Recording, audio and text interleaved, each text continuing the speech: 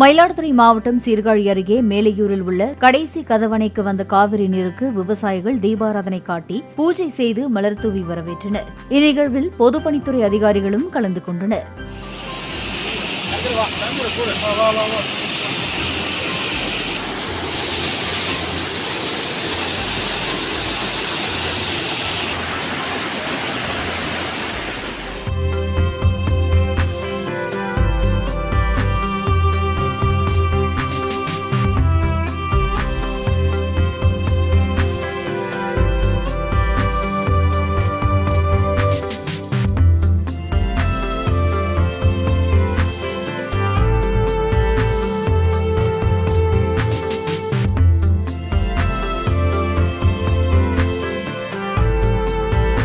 Play store மற்றும் app ஸ்டோரில் இருந்து பாலிமர் செயலியை QR கோடு மூலம் பதிவிறக்கம் செய்யுங்கள்.